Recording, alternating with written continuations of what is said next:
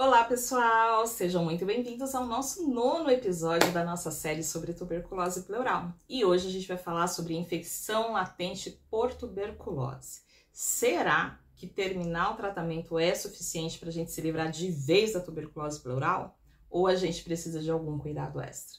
Se você ainda não me conhece, eu sou a enfermeira Adriana Monteiro, tive tuberculose pleural em 2015 e de lá pra cá, esse canal foi criado justamente para que a gente compartilhe informações e também as nossas experiências. Eu digo nós, porque através dos comentários você também pode compartilhar a sua história e apoiar pessoas que estão passando por esse mesmo processo. Então, quando a gente fala de infecção latente por tuberculose pleural, ela nada mais é do que quando você é infectado pelo bacilo, mas não desenvolve a doença. Então, o bacilo está ativo, está vivo dentro do organismo, mas ele não gerou uma doença, porque o seu organismo, o seu sistema imunológico conseguiu lidar com essa situação e evitar que a doença se desenvolvesse. Mas o bacilo está ali, vivo, ok? E como é que a gente sabe que a gente tem essa condição? Fazendo testes.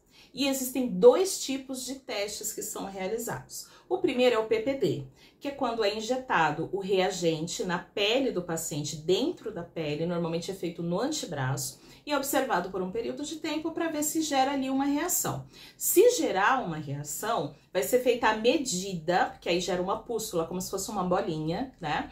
E aí vai ser feita a medida dessa pústula. Se tiver mais do que 0,5 centímetros, aí é considerado como positivo, ou seja, a pessoa tem o bacilo ativo dentro do organismo. E o segundo tipo de teste é o IGRA. O IGRA ele é um exame de sangue, onde é verificado se tem ali o bacilo ativo no sangue da pessoa, tá?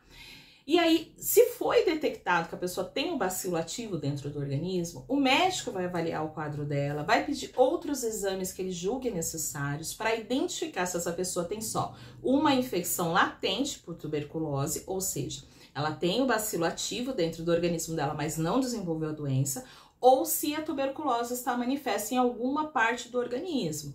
Lembrando que tuberculose existem vários tipos de manifestações. Então, ela pode ser pulmonar, ela pode ser pleural, ela pode ser renal, ela pode ser cutânea, ela pode ser meníngea, ela pode ser óssea, pode ser de ovário, enfim. Então, o médico vai avaliar de acordo com os sintomas que esse paciente tenha, para verificar se ele tem algum tipo de tuberculose ativa, a doença em si, ou se ele tem só o bacilo vivendo ali dentro do organismo. Então, Dri, qual que é o risco de uma ILTB?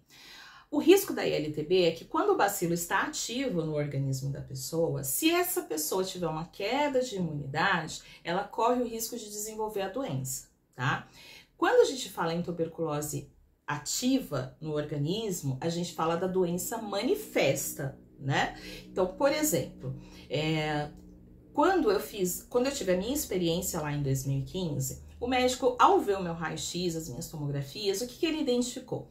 Que eu tinha cicatrizes no parênquima pulmonar, no tecido que compõe o pulmão, que eram características que davam a entender que eu, no passado, já havia tido tuberculose pulmonar, que não foi diagnosticada, não foi tratada, e se curou espontaneamente. Só que como eu não fiz o tratamento, o bacilo continuou ativo ali no meu organismo, tá? A doença, a tuberculose pulmonar foi curada, meu organismo se curou da tuberculose pulmonar, mas o bacilo ficou ali adormecido. Quando a minha imunidade cai, eu volto a manifestar a tuberculose, tá? Isso também se aplica em pessoas que acabam não terminando o seu tratamento, tá? Pode acontecer de a pessoa ficar ali com o bacilo ainda ativo dentro do seu organismo, porque começa a fazer o tratamento, aí vê ali uma melhora do quadro, fala, ah, é muito ruim fazer esse tratamento, é muito tempo, não quero fazer esse tratamento, eu vou parar por aqui porque eu já tô bom. Beleza? Só que aí o bacilo não foi morto, né? Não matou totalmente o bacilo. E aí a pessoa melhora naquele momento, mas quando ela tiver uma queda de imunidade, ela pode desenvolver a doença. O mesmo vai se aplicar também a comunicantes, tá? O que são comunicantes? São pessoas que estão ali próximas da pessoa que teve tuberculose pulmonar. Então, a pessoa teve o contato com o bacilo e pode ser que ela seja infectada pelo bacilo e fique com a infecção latente no organismo, mas não se manifeste. Fique ali só na latência mesmo. E aí, quando ela tem uma queda de imunidade, algum problema de saúde, acaba que essa doença se desenvolve. E a queda de imunidade pode acontecer por múltiplos fatores, né?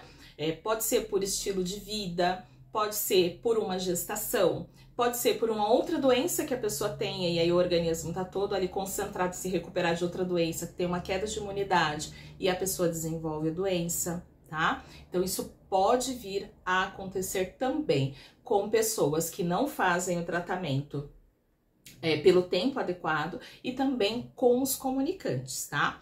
Mas suponhamos que o médico avaliou a tua família e falou, olha, eles vão precisar fazer ali o teste para saber se eles têm infecção latente por tuberculose. E aí foi feito o teste e descobriu que uma pessoa da tua família tem infecção latente por tuberculose. Beleza, o que vai fazer com essa informação?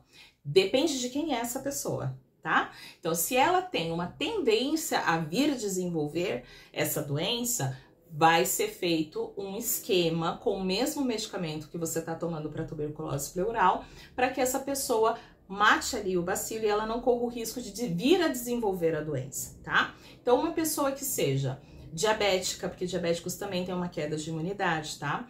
Uma pessoa que trabalha à noite, uma pessoa que é da área da saúde, crianças, idosos ou que tenha qualquer outra condição que o médico entenda como um risco para vir a desenvolver a doença, aí ele vai prescrever aquela quimioterapia que a gente já falou, que é aquele medicamento que a gente utiliza para o tratamento da tuberculose pleural. Caso não seja identificado, por exemplo, a pessoa tem a infecção latente por tuberculose, mas não tem nenhum risco aparente de desenvolver a doença, vai acabar que ele não vai fazer esse tratamento. Idri, como que a gente faz? O médico falou que não precisa fazer o tratamento. O que vai ser preciso? Vai ser preciso fazer uma coisa chamada monitoramento, tá? Então, de tempos em tempos, essa pessoa vai passar por uma avaliação médica para ver se a partir daquele momento ela vai ter ou não a necessidade de fazer o tratamento. Beleza, Adri, só que aí eu terminei todo o meu tratamento, fiz certinho 6 meses. Isso significa que eu vou ficar com infecção latente por tuberculose?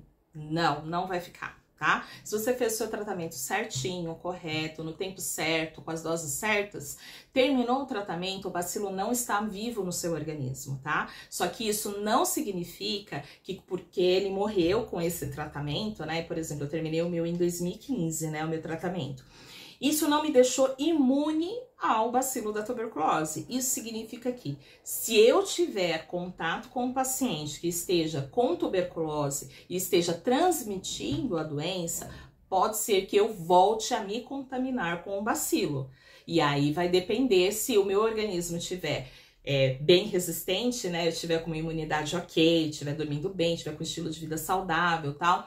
Isso pode ser que eu tenha só uma infecção latente por tuberculose ou pode ser que eu volte a desenvolver a doença, tanto pulmonar quanto em outras áreas do corpo. Então, o cuidado, ele é permanente, é pro resto da vida, a gente vai continuar se cuidando e se prevenindo para não voltar a pegar novamente a tuberculose. E se você gostou desse vídeo, já curte, já compartilha com os teus familiares e já se inscreve aqui no canal para não perder as novidades. E a gente se vê novamente no nosso próximo vídeo, que é o de encerramento, e eu tenho uma surpresa para vocês.